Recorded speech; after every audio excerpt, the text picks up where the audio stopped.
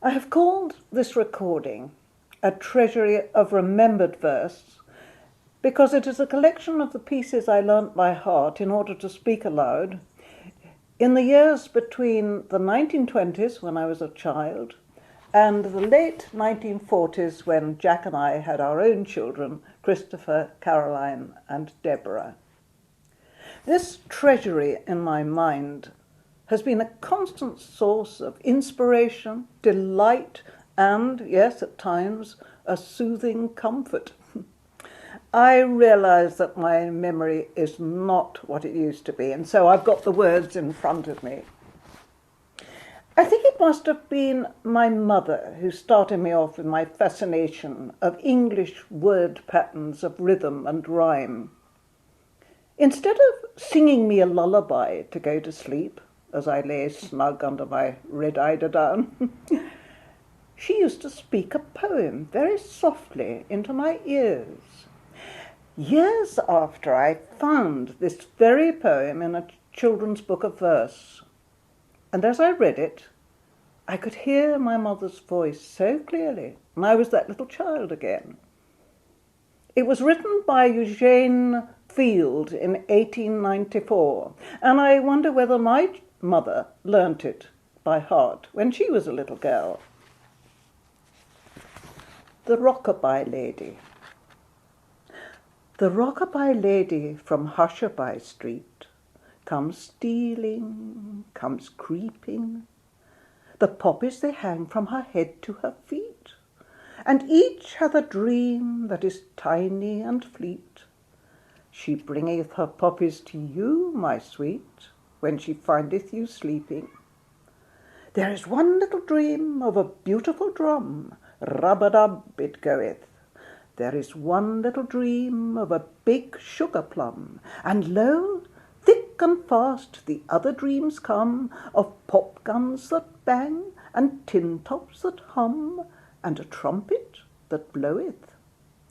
And dollies peep out of those wee little dreams with laughter and singing, and boats go a-floating on silvery streams, and the stars peek-a-boo with their own misty gleams, and up, up and up, where the mother moon beams, the fairies go winging. Would you dream all these dreams that are tiny and fleet? They'll come to you sleeping. So shut the two eyes that are weary, my sweet, for the Rockabye Lady from Hushabye Street, with poppies that hang from her head to her feet, comes stealing, comes creeping. I used to love the nursery rhymes that my mother used to say to my little brother as she dried him on her knees after the bath. I passed them on to my children and to my grandchildren, Claire, Emma, and Tamsin. Rub-a-dub-dub, 3 men in a tub, a butcher, a baker, a candlestick maker, they all jumped over a hot potato. Ride a cock-horse to Banbury Cross to see a fine lady ride on a white horse, with rings on her fingers and bells on her toes. She shall have music wherever she goes. But my favourite of all was, this is the way the lady rides, a trit-to-trot, a trit-to-trot. This is the way the gentleman rides, a gallop, a gallop, a gallop. This is the way the farmer rides, a jiggity-jog, and fall into a ditch. My parents and uncles and aunts were all professional or amateur singers and pianists, and so every family get-together seemed to end in an impromptu concert. So all we children had to contribute, and I like to say a poem that I'd learnt by heart, such as these two by A. Milne. The first is called Missing. Has anybody seen my mouse? I opened his box for half a minute just to make sure he was really in it. And while I was looking, he jumped outside. I tried to catch him. I tried. I think he's somewhere about the house. Has anyone seen my mouse? Uncle John, have you seen my mouse? Just a small sort of mouse, a dear little brown one. He came from the country, he wasn't a town one. So he'll feel all lonely in a London street. Why, what could he possibly find to eat? He must be somewhere. I'll ask Aunt Rose. Have you seen a mouse with a waffly nose? Oh, somewhere about. He's just got out. Hasn't anyone seen my mouse? Halfway down. Halfway down the stairs is a stair where I sit. There isn't any other stair quite like it. I'm not at the bottom. I'm not at the top. So this is the stair where I always stop. Halfway up the stairs isn't up and isn't down. It isn't in the nursery. It isn't in the town. And all sorts of funny thoughts run round my head. It isn't really anywhere. It's somewhere else instead. When I was 9, I was given elocution lessons, and my teacher believed in competition, and she sent me in for the children's verse speaking classes in 2 music festivals, the Croydon Music Festival and the Bromley one. And I learnt a lot by listening to those other children. And I was very proud of the 2 silver medals I was awarded. Well, one of the poems that I really enjoyed saying was called Tewkesbury Road by John Masefield. It is good to be out on the road and going one knows not where, going through meadow and village one knows not whither nor why, through the grey light drift of the dust, in the keen cool rush of the air, under the flying white clouds and the broad blue lift of the sky, and to halt at the chattering brook, in the tall green ferns at the brink where the harebell grows, and the gorse, and the foxgloves purple and white, where the shy-eyed, delicate deer troop down to the pools to drink when the stars are mellow and large at the coming on of the night. Oh, to feel the warmth of the rain, and the homely smell of the earth is a tune for the blood to jig to, a joy past power of words, and the blessed green comely meadows seem all a ripple with mirth at the lilt of the shifting feet and the dear wild cry of the birds. I went to a girls' school called Eugene in Caterham. When I was 11, in one English lesson, we were sitting at our desks slowly reading aloud Shakespeare's play Henry V. It came to my turn to read, and by a stroke of luck, it was Henry's famous speech before Harfleur. I was electrified by the urgency, by the marvellous words. I took the speech home and learnt it for prep, and that was the beginning of my lifelong devotion to William Shakespeare. Well, I know that this speech is very unsuitable for a girl of 11, and it is even more unsuitable for a woman of 92, but here goes. Once more unto the breach, dear friends, once more, or close the wall up with our English dead. In peace, that nothing so becomes a man as modest stillness and humility. But when the blast of war blows in our ears, then imitate the action of the tiger. Stiffen the sinews, summon up the blood, disguise fair nature with hard-favoured rage. Then lend the eye a terrible aspect. Let it pry through the portage of the head like the brass cannon. Let the brow o'erwhelm it, as filthily as doth a galled rock o'erhang and jutty his confounded base, swelled with the wild and wasteful ocean. Now set the teeth, and stretch the nostril wide, hold hard the breath, and bend up every spirit to his full height. On, you noblest English, whose blood is fet from fathers of war-proof, fathers that, like so many Alexanders, have in these parts from morn till even fought, and sheathed their swords for lack of argument. Dishonour not your mothers.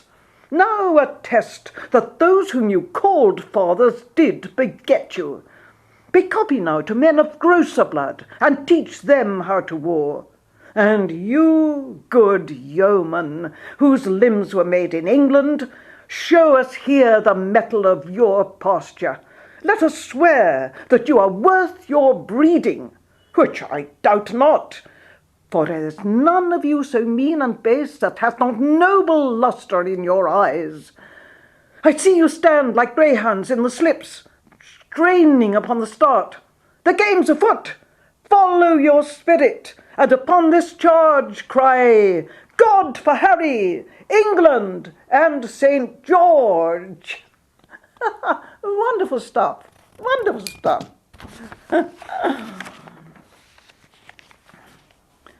In the years after the First World War, my father, who'd been an army captain in the Secret Service, kept in touch with his former commanding officer, George Cockerill. Sir George, as he later became, was not only a brigadier general but also a poet. When I was about 12, my father one evening brought home a little red book, which he put into my hands, and he said, "The General," which is what he always called him, "the General has published this book of sonnets." My father wanted me to learn one by heart, and then he would take me up to London, and I'd speak it to the General, whom I'd never met. I was not enthusiastic. I thought this was an awful idea. Nevertheless, when I read through these sonnets, I found one that I thought was really beautiful. It's called Light and Shade. "Let there be light," said God, and there was light. And in her train, inseparable, came Shade, wearing a cloak of mystery reft from night, whose borrowed silver proves the debt repaid. Light sets on beauty's brow a crown of gold, and binds with wondrous gems each shining tress. Shade gives to tender eyes their depths untold, to shapely limbs their rounded loveliness. Hers is the glamour of the latticed lawn, the checkered path. Shadeless, the world would seem unreal and colourless, a rainbow drawn in moonlit mists, pale as a fading dream. For light, for shade, sweet, bitter, smooth and rough, give me the wit to thank thee, God, enough. I remember shaking with nerves as my father and I stood on the doorstep of number 19 Knightsbridge, a tall, thin house opposite Hyde Park. A maid in a frilly cap led us up to the top, knocked on the door, and inside an enormously tall man uncurled himself out of his wing-back chair and looked down at me with bright blue eyes behind his pince-nez. And that's all I remember. The only other memory I have is at lunch when I couldn't get the peas to stay on my fork, and I was so embarrassed. Nevertheless, my father must have been pleased, because for ages after, whenever we had guests or family coming, I knew he would say, "Let's have the General's sonnet." I said it so many times it was part of me, it was like in my bones, so to speak.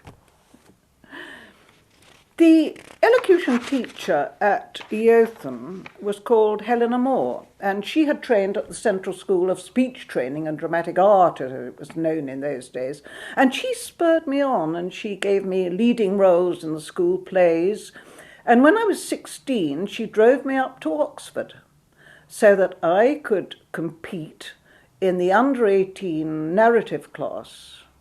And the poem set was the very end of a long poem by John Masefield called The Dauber. Now, this is about a young man who's obsessed with the wish to paint the sea, and he joins the crew of a tall ship. He's bullied, he's jeered at, his paintings are destroyed. He somehow survives, and his bravery, in the end, wins the respect of his mates. And just as everything seems to be going fine, he falls from the rigging to his death. Well, this end of the poem, these last 4 verses, describe this wonderful sailing ship coming into harbour.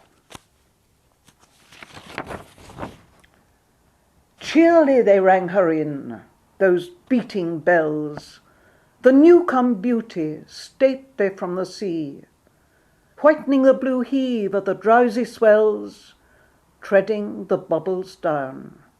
With 3 times 3 they cheered her moving beauty in, and she came to her birth so noble, so superb, swayed like a queen, and answered to the curb. Then, in the sunset flush, they went aloft, and unbent sails in that most lovely hour, when the light gentles and the wind is soft, and beauty in the heart breaks like a flower. Working aloft, they saw the mountain tower to the sea.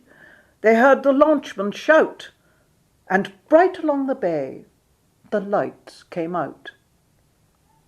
And then the night fell dark, and all night long the pointed mountain pointed at the stars, frozen, alert, austere. The eagle's song screamed from her desolate screes and splintered scars. On her intense crags, where the air is sparse, the stars looked down. Their many golden eyes watched her and burned out and came to rise. Silent the finger of the summit stood, icy in pure thin air, glittering with snows. Then the sun's coming turned the peak to blood, and in the rest house the muleteers arose. And all day long, where only the eagle goes, stones loosened by the sun fall. The stones falling fill empty gorge on gorge with echoes calling. I feel that those echoes at the end there take us back to the tragedy of the death of the young Dauber. The poet judges liked the way I told the story, and I was given a complete collection of Masefield's poems, signed by himself. Unfortunately, that has gone long ago. I wish I knew where it had ended up. I started my 3 years teacher training course at the Central School of Speech and Drama in 1938. The school was then in rooms in the outer shell of the Royal Albert Hall. And the principal was then, I must take some water. The principal was then the formidable 72-year-old Miss Elsie Fogarty. That first year, every week, we used to have a 3-hour diction class with her. And the 20 or so of our students would go and shake in our shoes a bit, because she was a bit frightening. She would sit one end of the long, gently curving room, which was dappled light from the trees in Kensington Garden, and we would, one by one, stand on the platform at the other end and say the poem that we'd learnt by heart, having chosen it from the pile of battered copies on the table by the door the week before. Well, I learnt so much listening to Fogey, as we called her behind her back, talking about the poems, and she really impressed me with her passion for the English language. You must discover a new word every day, she would say. 3 of my choices at that time have been among my favourites ever since. This one, for instance. It's a sonnet by William Wordsworth, composed on Westminster Bridge, September the 3rd, 1802. Earth has not anything to show more fair. Dull would he be of soul who could pass by a sight so touching in its majesty. This city now doth like a garment wear the beauty of the morning. Silent, bare, ships, towers, domes, theatres, and temples lie open unto the fields and to the sky, all bright and glittering in the smokeless air. Never did sun more beautifully steep in his first splendour valley, rock, or hill. Ne'er saw I, never felt a calm so deep. The river glideth at his own sweet will. Dear God, the very houses seem asleep, and all that mighty heart is lying still. And another sonnet, this time by John Donne, Death. Death, be not proud, though some have called thee mighty and dreadful, for thou art not so. For those whom thou think'st thou dost overthrow die not, poor Death, nor yet canst thou kill me. From rest and sleep, which but thy pictures be, much pleasure, then from thee much more must flow. And soonest our best men with thee do go, rest of their bones and souls' delivery. Thou'rt slave to fate, chance, kings, and desperate men, and dost with poison, war, and sickness dwell. And popular charms can make us sleep as well and better than thy stroke. Why swell'st thou then? One short sleep past, we wake eternally, and death shall be no more. Death, thou shalt die. I think that's a marvellous sonnet, absolutely terrific. And perhaps my favourite of all are the lines from Endymion, the beginning of the long poem by John Keats. A thing of beauty is a joy forever. Its loveliness increases. It will never pass into nothingness, but still will keep a bower quiet for us, and a sleep full of sweet dreams and health and quiet breathing.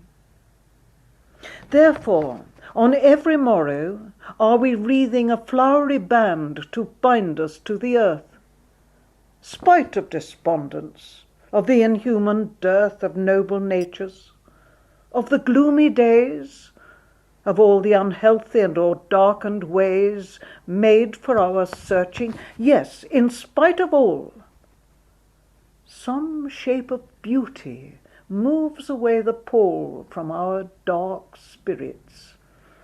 Such the sun, the moon, trees old and young, sprouting a shady boon for simple sheep. And such are daffodils with the green world they live in, and clear rills that for themselves a cooling covert make 'gainst the hot season. The mid-forest brake, rich with a sprinkling of fair musk-rose blooms. And such too is the grandeur of the dooms we have imagined for the mighty dead. All lovely tales that we have heard or read, an endless fountain of immortal drink, pouring unto us from the heavens' brink.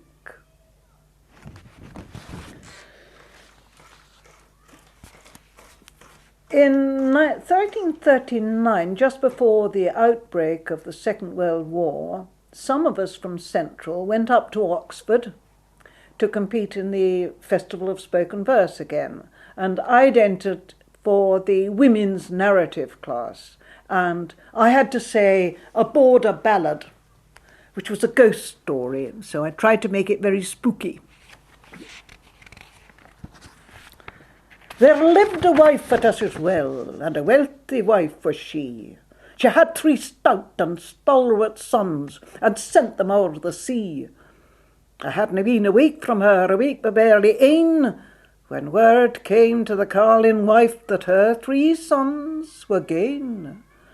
There hadna been a week fra her, a week but barely 3, when word came to the carlin wife that her son she'd never see. I wish the wind may never cease, nor fashes i' the flood, till my 3 sons come hame to me in earthly flesh and blood. It fell about the Martinmas, when nights are long and mirk, the carlin wife's 3 sons came hame, and their hats were o' the birk.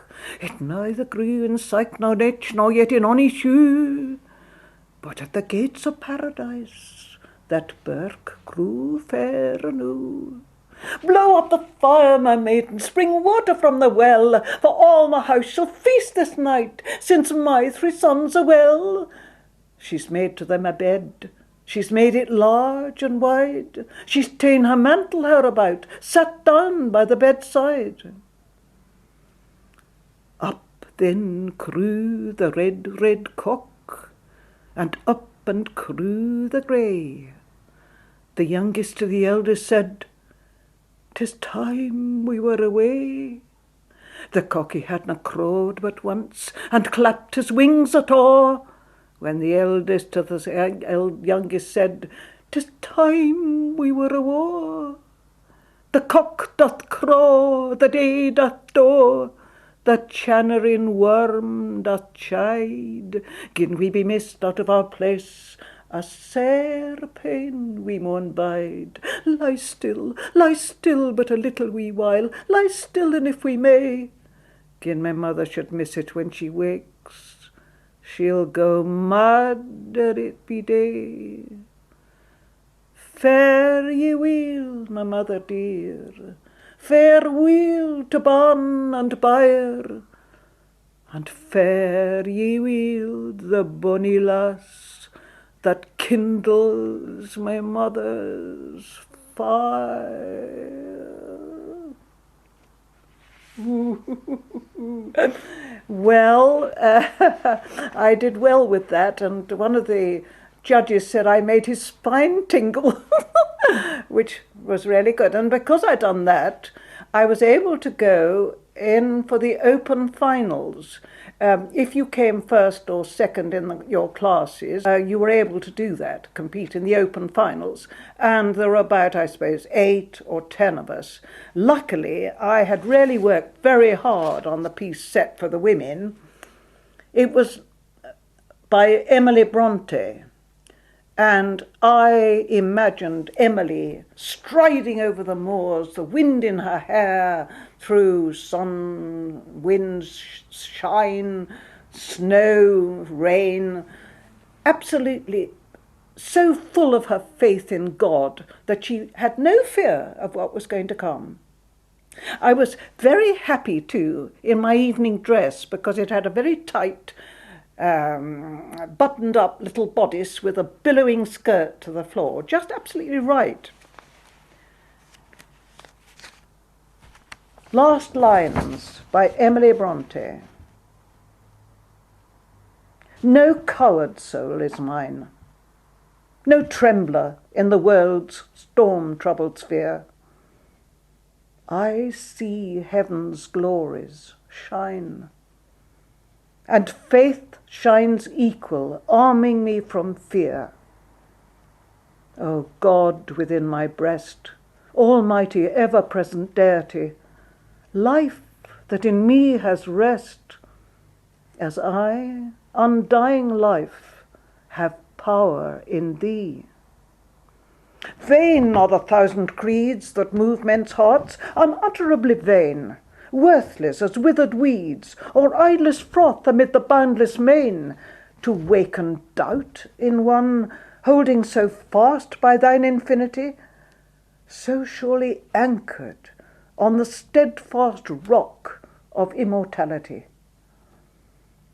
With wide embracing love, thy spirit animates eternal years, pervades and broods above, changes, sustains, dissolves, creates and rears. Though earth and man were gone, and suns and universes ceased to be, and thou wert left alone, every existence would exist in thee. There is no room for death, nor atom that his might could render void. Thou art being and breath, and what thou art may never be destroyed. I have here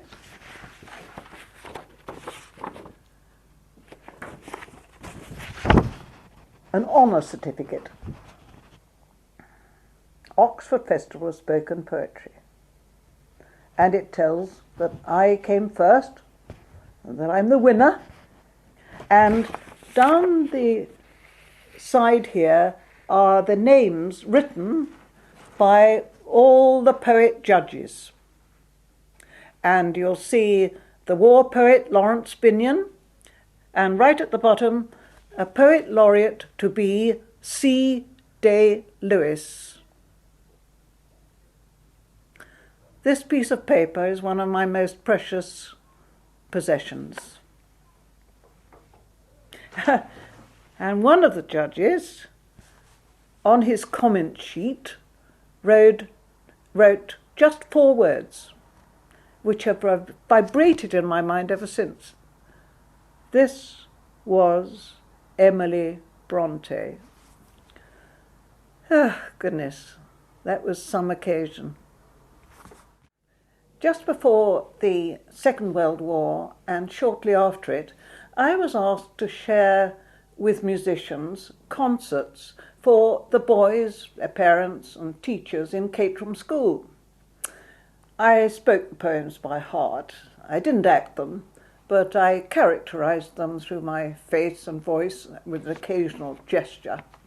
And I tended to choose poems with a strong theme which told a story, such as Lochinvar by Sir Walter Scott, or Oh, What Is That Sound Which So Thrills the Ear by W.H. Auden, and Journey of the Magi by T.S. Eliot. Lochinvar. Oh, young Lochinvar has come out of the west. Through all the wide border his steed was the best. And save his good broadsword, he weapons had none. He rode all unarmed, and he rode all alone. So faithful in love, and so dauntless in war, there never was knight like the young Lochinvar.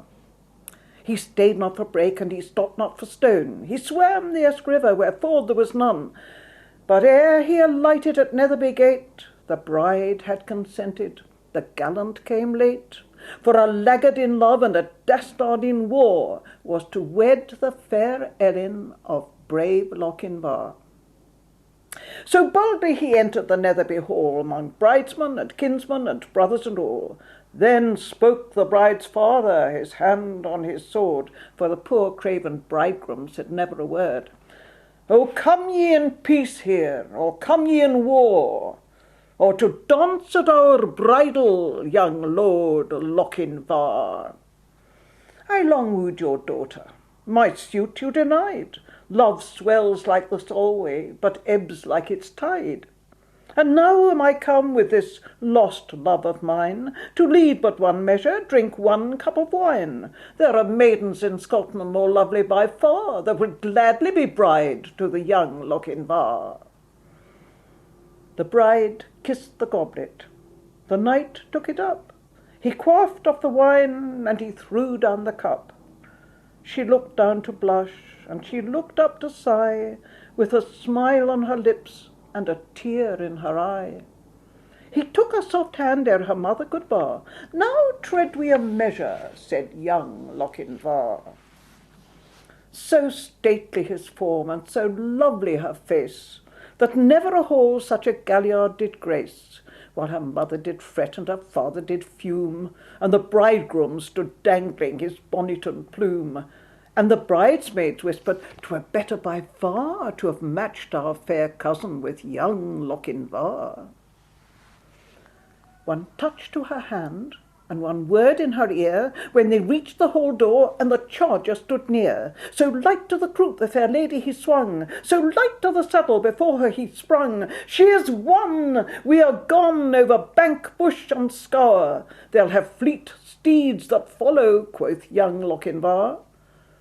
There was mounting 'mong Grahams of the Netherby clan, Forsters, Fenwicks, and Musgraves, they rode and they ran. There was racing and chasing on Cannoby Lee, but the lost bride of Netherby ne'er did they see. So daring in love and so dauntless in war, have ye e'er heard of knight like the young Lochinvar?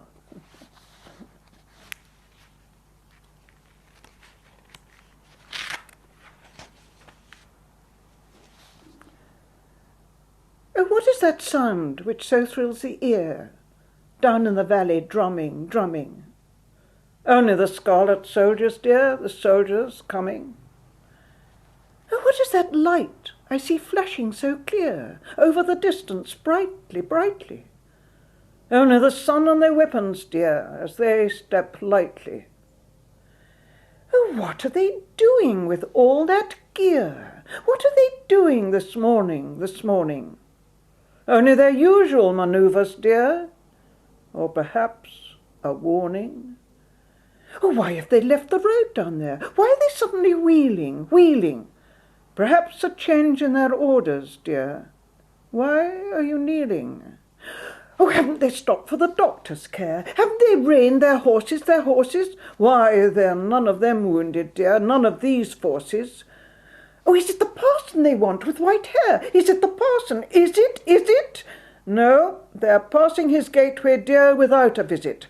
Oh, it must be the farmer who lives so near. It must be the farmer, so cunning, so cunning. They have passed the farmyard already, dear. Now they are running. Oh, where are you going? Stay with me here. Were the vows you swore deceiving, deceiving? No, I promised to love you, dear, but I must be leaving. Oh, it's broken the lock and splintered the door. Oh, it's the gate where they're turning, turning. Their boots are heavy on the floor, and their eyes are burning.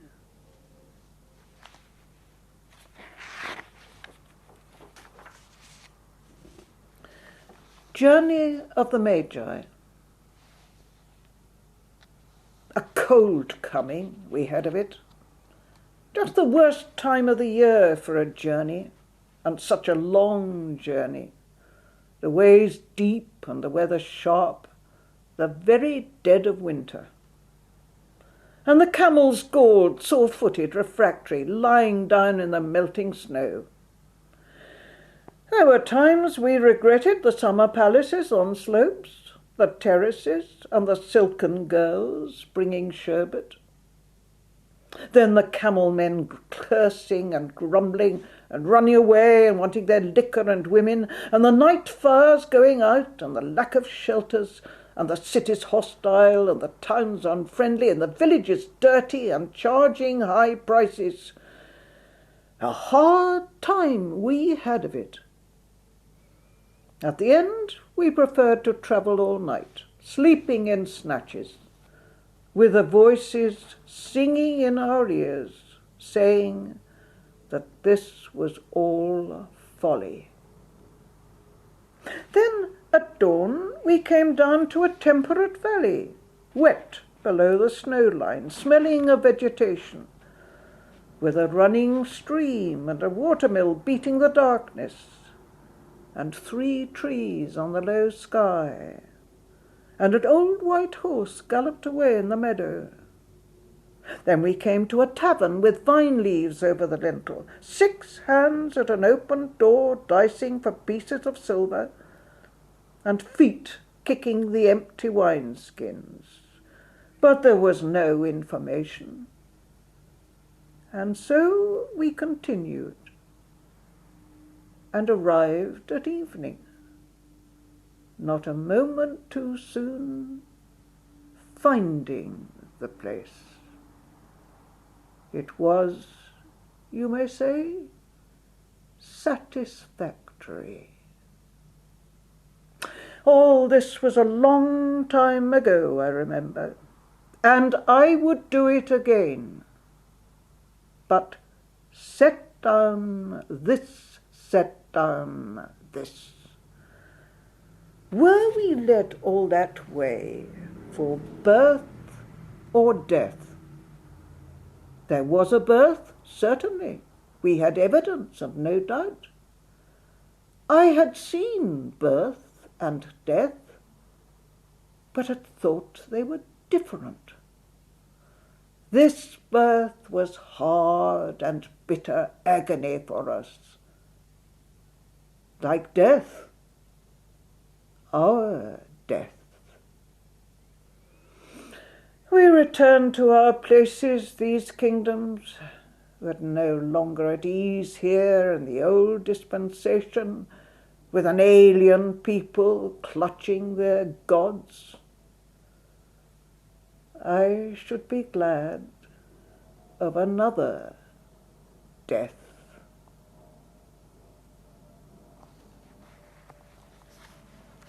I like to give the boys something to laugh at in each concert, such as, for instance, A Cautionary Tale, Jim, by Hilaire Belloc, or for boys with sisters who were crazy about horses, Hunter Trials by John Betjeman. And they loved a bit of nonsense verse by Edward Lear called The 2 Old Bachelors. Jim. There was a boy whose name was Jim. His friends were very good to him. They gave him tea and cakes and jam and slices of delicious ham and chocolate with pink inside and little tricycles to ride, and read him stories through and through, and even took him to the zoo. But there it was, the dreadful fate befell him, which I now relate. You know, at least you ought to know, for I have often told you so, that children never are allowed to leave their nurses in a crowd. Now this was Jim's especial foible. He ran away when he was able, and on this inauspicious day he slipped his hand and ran away. He hadn't gone a yard when, bang, with open jaws a lion sprang, and hungrily began to eat the boy, beginning at his feet.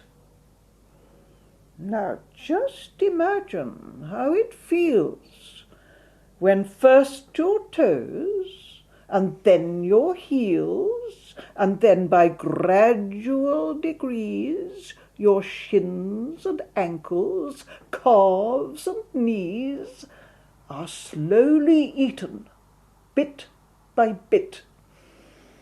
No wonder Jim detested it. No wonder that he shouted, "Hi!" The honest keeper heard his cry. Though very fat, he almost ran to help the little gentleman. "Ponto," he ordered as he came, for Ponto was the lion's name. "Ponto," he said, with angry frown, "let go, sir. Down, sir. Put it down." The lion made a sudden stop. He let the dainty morsel drop, and slunk reluctant to his cage, snarling with disappointed rage. But when he bent him over Jim, the honest keeper's eyes were dim. The lion having reached his head, the miserable boy was dead. When nurse informed his parents, they were more concerned than I can say. His mother, as she dried her eyes, said, "Well, it gives me no surprise, he would not do as he was told." His father, who was self-controlled, bade all the children round attend to James's miserable end, and always keep a hold of nurse, for fear of finding something worse. It's a terrible story, really, isn't it? Hunter trials. It's awfully bad luck on Diana. Her ponies have swallowed their bits. She fished down their throats with a spanner and frightened them all into fits. So now she's attempting to borrow. "Do lend her some bits, Mummy, do. I'll lend her my own for tomorrow, but today I'll be needing them too." Just look at Prunella on Guzzle, the wizardest pony on earth. Why doesn't she slacken his muzzle and tighten the breech in his girth? I say, Mummy, there's Mrs. Geezer, and doesn't she look pretty sick? I bet it's because Mona Lisa was hit on the hop with a brick. Miss Blewett says Monica threw it, and Monica said it was Joan, and Joan's very thick with Miss Blewett, so Monica's sulking alone. And Margaret failed in her paces, her withers got tied in a noose, so her coronet's caught in the traces, and now all her fetlocks are loose. Oh, it's me now. I'm terribly nervous. I wonder if Smudges will shy. She's practically certain to swerve as her pelamus over one eye. Oh, wasn't it naughty of Smudges? Oh, Mummy, I'm sick with disgust. She threw me in front of the judges, and my silly old collarbones bust. Poor girl. The two old bachelors. Two old bachelors were living in one house. One caught a muffin, the other caught a mouse. Said he who caught the muffin to him who caught the mouse, "This happens just in time, for we've nothing in the house, save a tiny slice of lemon and a teaspoonful of honey. And what to do for dinner, since we haven't any money? And what can we expect if we haven't any dinner, but to lose our teeth and eyelashes and keep on growing thinner?" Said he who caught the mouse to him who caught the muffin, "We might cook this little mouse if we only had some stuffing. If we had but sage and onion, we could do extremely well. But how to get that stuffing, it is difficult to tell." Those two old bachelors ran quickly to the town and asked for sage and onions as they wandered up and down. They borrowed 2 large onions, but no sage was to be found in the shops or in the market or in all the gardens round. But someone said, "A hill there is, a little to the north, and to its perpendicular top a narrow way leads forth. And there among the rugged rocks abides an ancient sage, an earnest man, who reads all day a most perplexing page. Climb up and seize him by the toes, all studious as he sits, and pull him down, and chop him into endless little bits. Then mix him with your onion, cut up likewise into scraps, when your stuffing will be ready, and very good, perhaps." Those two old bachelors, without loss of time, the nearly perpendicular crags at once began to climb, and at the top, among the rocks, all sneated in a nook, they saw that sage out reading of a most enormous book. "You earnest sage," aloud they cried, "your book you've read enough in. We wish to chop you into bits, to mix you into stuffing." But that old sage looked calmly up, and with his awful book at those two bachelors' bald heads a certain aim he took, and over crag and precipice they rolled promiscuous down. At once they rolled and never stopped in lane or field or town, and when they reached their house they found, beside their want of stuffing, the mouse had fled, and previously had eaten up the muffin. They left their home in silence by the once convivial door, and from that hour those bachelors were never heard of more. I remember that when I got to that line of certain aim he took, I pretended to hurl that enormous book at the boys in the front row, and they shrank back as though I'd hit them, and everybody roared with laughter. Yeah. During the freezing January of 1947, I was asked to take part in a one-off show in aid of the Central School. It was to be produced by the playwright Christopher Fry, and I was to be one half of an Elizabethan duologue. Well, a fortnight before the show, I was told that my stage partner had eloped with a ward in Chancery and was being pursued by the police. "Never mind," I said, "my husband will do it." And he did, magnificently, once he got over the shock, and was word perfect when both of us stood on that tiny stage in the Mercury Theatre in Notting Hill Gate. Myself in a farthingale and Jack very handsome in doublet and hose. I remember there was a power cut, and somehow they improvised the stage lighting with car headlamps. I started the scene with this sonnet by Michael Drayton. "Since there's no help, come, let us kiss and part. Nay, I have done, you get no more from me. And I'm glad, yea, glad with all my heart, that thus so cleanly I myself can free. Shake hands forever, cancel all our vows, and when we meet at any time again, be it not seen in either of our brows that we one jot of former love retain." Now, at the last gasp of love's latest breath, when his pulse failing, passion speechless lies, when faith is kneeling by his bed of death, and innocence is closing up his eyes. Now, if thou wouldst, when all have given him over, from death to life, thou must him yet recover. And they actually did come together again. It was a happy ending.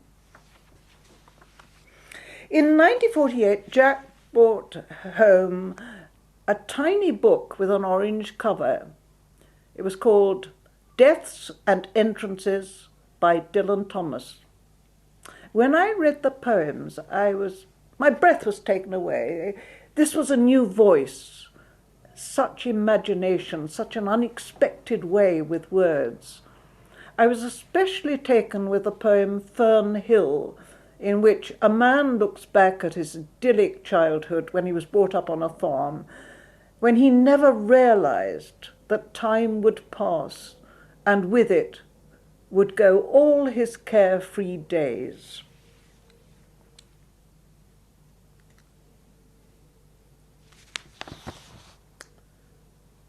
Now, as I was young and easy under the apple boughs about the lilting house, and happy as the grass was green, the night above the dingles starry, time let me hail and climb, golden in the heydays of his eyes.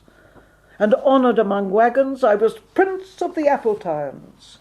And once below a time I lordly had the trees and leaves trail with daisies and barley down the rivers of the windfall light. And as I was green and carefree, famous among the barns about the happy yard, and singing as the farm was home, in the sun that is young once only, time let me play and be golden in the mercy of his means. And green and golden I was huntsman and herdsman. The calves sang to my horn, the foxes on the hills barked clear and cold, and the Sabbath rang slowly in the pebbles of the holy streams.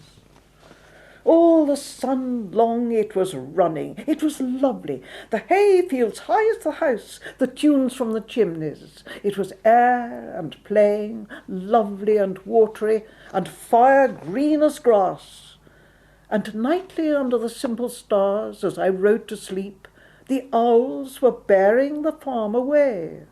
All the moon long I heard, blessed among stables, the nightjars flying with the ricks, and the horses flashing into the dark. And then to awake, and the farm, like a wanderer white with the dew, come back, the cock on his shoulder. It was all shining. It was Adam and maiden. The sky gathered again, and the sun grew round that very day. So it must have been after the birth of the simple light in the first spinning place, the spellbound horses walking warm out of the whinnying green stable on to the fields of praise. And honoured among foxes and pheasants by the gay house, under the new-made clouds, and happy as the heart was long, in the sun born over and over, I ran my heedless ways. My wishes raced through the house, hi hey, and nothing I cared at my sky-blue trades, that time allows in all his tuneful turning, so few and such morning songs, before the children, green and golden, follow him out of grace. Nothing I cared in the lamb-white days, that time would take me up to the swallow-thronged loft by the shadow of my hand, in the moon that is always rising, nor that riding to sleep I should hear him fly with the high fields, and wake to the farm forever fled from the childless land. Oh, as I was young and easy in the mercy of his means, time held me green and dying, though I sang in my chains like the sea.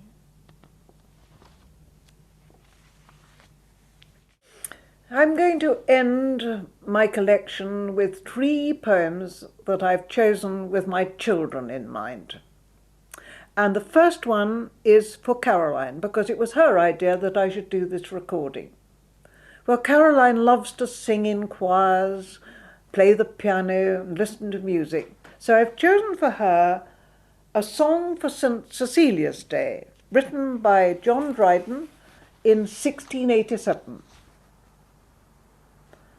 From harmony, from heavenly harmony, this universal frame began. When nature underneath a heap of jarring atoms lay, and could not heave her head, the tuneful voice was heard from high, "Arise, ye more than dead." Then cold and hot and moist and dry, in order to their stations leap, and music's power obey. From harmony, from heavenly harmony, this universal frame began. From harmony to harmony, through all the compass of the notes it ran, the diapason closing full in man. What passion cannot music raise and quell? When Jubal struck the chorded shell, his listening brethren stood around, and wondering on their faces fell to worship that celestial sound. Less than a god, they thought, there could not dwell within the hollow of that shell that spoke so sweetly and so well. What passion cannot music raise and quell? The trumpet's loud clangour excites us to arms, with shrill note of anger and mortal alarms. The double, double, double beat of the thundering drum cries, hark, the foe's come! Charge, charge! 'Tis too late to retreat. The soft complaining flute, in dying notes, discovers the woes of hopeless lovers, whose dirge is whispered by the warbling lute.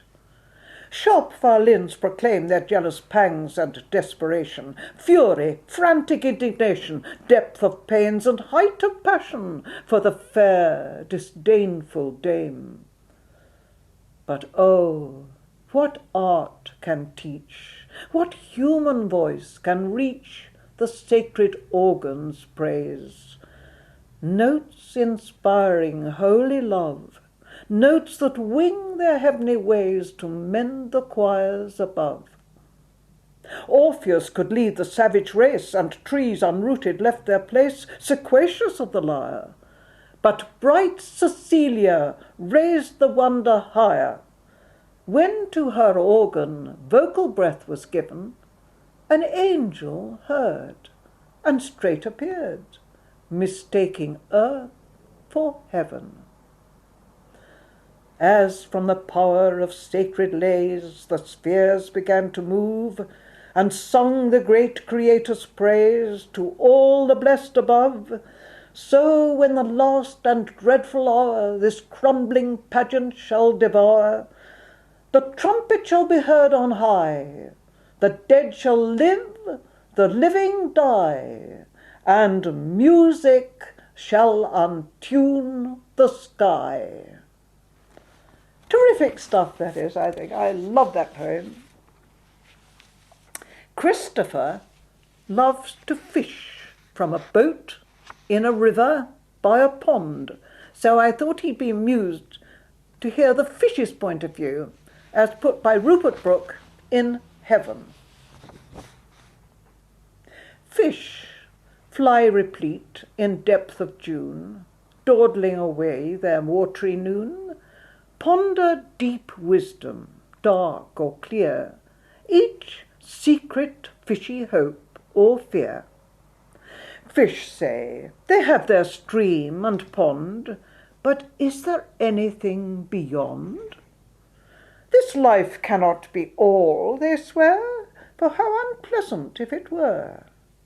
One may not doubt that somehow good can come of water and of mud, and sure the reverent eye must see a purpose in liquidity.